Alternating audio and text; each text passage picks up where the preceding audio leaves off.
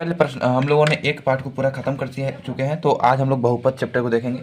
तो बहुपद जानने से पहले हम लोग बहुपद के बारे में समझना पड़ेगा कि बहुपद क्या होता है, इसको कैसे बनते हैं, रैखिक बहुपद, द्विघात बहुपद, त्रिघात बहुपद क्या होते हैं। तो चलो समझते हैं। तो देखो, बहुपद समझने के लिए सबसे पहले हमको समझना पड़ेगा चर और अचर के बारे में।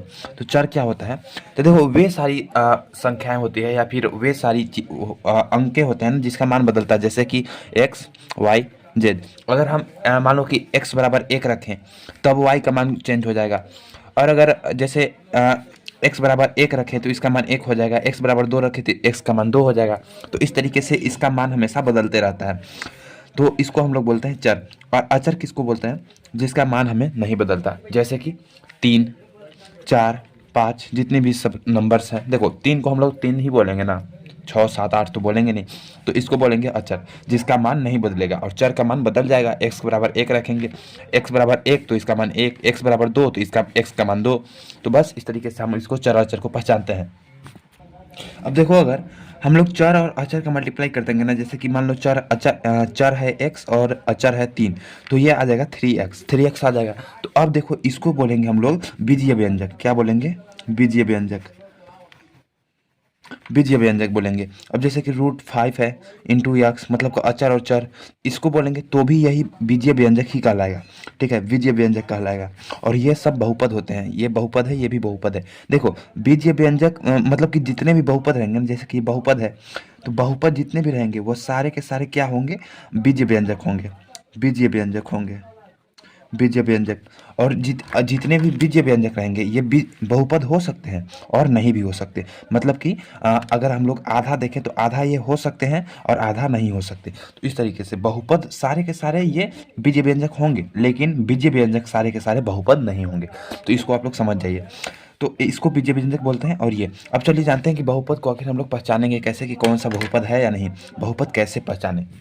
तो देखो, सबसे पहले ना, जितने भी अगर कोई चर की घात पूर्ण संख्या है, अगर चर की घात पूर्ण संख्या है तो वह बहुपद कहलाएगा, बहुपद होगा।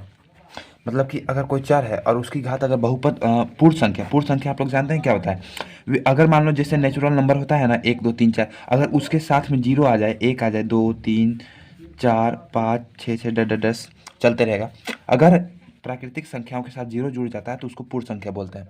तो देखो, अगर हम लोग कोई भी चर है उसके पावर में अगर ये सारी पूर्ण संख्या है, कोई भी पूर्ण संख्या है, तो हम उसको बहुपद कहेंगे।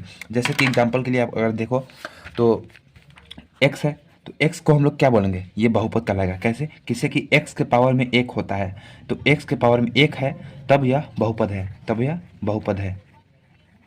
कुछ इस तरीके से। अब चलो देखते हैं, मानो कि 2x + 5 है।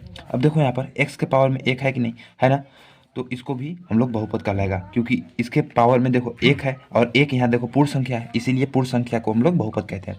अब जैसे कि मानो कि √3x² + 5, अभी देखो इसके पावर में 2 है और 2 देखो पूर्ण संख्या में 2 आता है ना, इसीलिए हम इसको बहुपद कह लेंगे। और मानो कि अभी अगर मानो कि जैसे कि √3y + 5 है। अब देखो √3 + y, अब देखो √3 + y है। अब इसको नहीं दिखाई दिया क्या? देखो √3 x के पावर स्क्वायर था, स्क्वायर में देखो x के पावर में क्या था? 2, और 2 देखो पूर्ण संख्या में आता है, इसीलिए हम इसको बहुपद कहेंगे। अब √3y है, मतलब कि √3 अंडर का अंदर 3y है, तो अब देखो हम इसको बहुपद कहेंगे कि नहीं कहेंगे। देखो, अगर हम लोग देखें तो √3 को ऐसे लिख सकते हैं, गुणे √y लिख सकते हैं +5। अब देखो, अगर √3 को लिखेंगे और √y, यहाँ पर √y तो है लेकिन √3 इंटू √y, यानी कि y के पावर में 1/2 आ जाएगा, 1/2। अब अगर हम लोग ध्यान से देखें, अगर हम लोग ध्यान से देखें तो 1/2 पूर्ण संख्या में है कहीं पर? 1/2 है नहीं, है ना। तो यह क्या होगा? बहुपद नहीं होगा, बहुपद नहीं होगा, नहीं। तो इस तरीके से हम इसको पहचानते हैं। अब जैसे कि अगर मानो कि अगर 1 दिया है तो क्या ये बहुपद होगा? 1 दिया है तो बहुपद होगा? यहाँ बिल्कुल होगा। कैसे? x के पावर हम 0 लिखेंगे तो 0 देखो x के पावर 0 में ये देखो आता है और ये बहुपद होगा, और x के पावर 0 का मान 1 होता है। तो अब जैसे 5 हो गया तो हम लोग लिखेंगे 5x पावर 0 बराबर 5। तो ये देखो एक 0 है, 0 यहाँ पर भी है, तो ये पूर्ण संख्या है, तो इसको हम लोग बहुपद बोलेंगे। देखो बहुपद को पहचानते कैसे हैं, जैसे कि अगर मान लो कि यहाँ पर 5 है, 5x है, यहाँ पर 2x स्क्वायर प्लस 5 है, यहाँ पर 2x square plus 3x plus 5 है। तो देखो हम लोग इसको पहचानेंगे कैसे। अब यहाँ पर आप लोगों को दिखाई दे रहा होगा इसके एक घात है, तो इसमें और सिर्फ इसमें एक ही पद है, तो इसको एक पदी बोलेंगे, एक पदी। यह देखो इसमें एक पद, ये दूसरा पद द्विपदी है। और यहाँ पर देखो इसके घात 2 है, ठीक है। और यहाँ पर 1 2 3 तीन पदी है, तो इसको त्रिपद बोलेंगे, त्रिपदी, ठीक है। तो यहाँ पर देखो हम लोग पहचान गए कि इसके प्रकार देखो एक पति द्विपदी त्रिपदी के रूप का होता है। और इसको देखो, इसको क्या बोलेंगे, इसमें सिर्फ एक ही पद है और पावर में एक है, तो इसको बोलेंगे रैखिक बहुपद, रैखिक बहुपद। और इसका उच्चतम घात, मतलब कि सबका उच्चतम घात देखना है कि उच्चतम घात क्या है। इसमें देखो उच्चतम घात 2 है, तो इसको हम लोग बोलेंगे द्विघात बहुपद, द्विघात बहुपद, बहुपद। और इसको हम लोग त्रिघात बहुपद बनाने के लिए यहाँ पर 3 मान लेते हैं, ठीक है। तो यहाँ पर देखो उच्चतम घात यहाँ पर 3 है, तो इसको बोलेंगे त्रिघात बहुपद, त्रिघात बहुपद। तो इस तरीके से आप इसको समझ में आया होगा आप लोगों को कि मैंने इस कैसे समझाने की कोशिश किया है, और उम्मीद करते हैं आपको समझ में आया होगा। चलो क्वेश्चन की तरफ बढ़ते हैं आप। उससे पहले एक और चीज़, अगर मान लो 0 है, तो 0 का अगर आप लोग बहुपद कहोगे नहीं, हाँ ये बहुपद होता है, लेकिन ये होता है शून्य बहुपद, कोई और बहुपद नहीं, शून्य बहुपद, इसका नाम ही है शून्य बहुपद। अगर 0 है तो मतलब कि शून्य बहुपद है। तो उम्मीद करते हैं रैखिक बहुपद, द्विघात बहुपद, त्रिघात बहुपद पहचाना हो गया। उच्चतम घात जिसकी 1 होती है उसको रैखिक बहुपद, उच्चतम घात जिसकी 2 होती है उसको द्विघात बहुपद, उच्चतम घात अगर 3 है तो इसको त्रिघात बहुपद, ठीक है। और आप लोगों से मैं जैसे कि बताना चाहता हूँ कि बहुपद का व्यापक रूप क्या होता है। तो बहुपद का व्यापक रूप, तो देखो बहुपद का व्यापक रूप है क्या है, ax square plus bx plus c। तो देखो यहाँ पर ये जो होता है ये इसका व्यापक रूप होता है, ठीक है। मतलब कि मानक रूप जिसको बोलते हैं या फिर व्यापक रूप बोलते हैं, इस तरीके का होता है। यहाँ पर एक कंडीशन होता है कि जहाँ ए बी सी क्या होते हैं, ए बी सी वास्तविक संख्याएं होती हैं, वास्तविक संख्याएं, वास्तविक संख्या तथा ए नॉट इक्वल टू 0 होना चाहिए, ठीक है। तो इसको बोलते हैं बहुपद का व्यापक रूप। इसको नहीं भी लिखेंगे तो चलेगा, यही होता है बहुपद का व्यापक रूप, ठीक है। अब चलो क्वेश्चन की तरफ देखते हैं फटाफट, बहुत इजी क्वेश्चन है।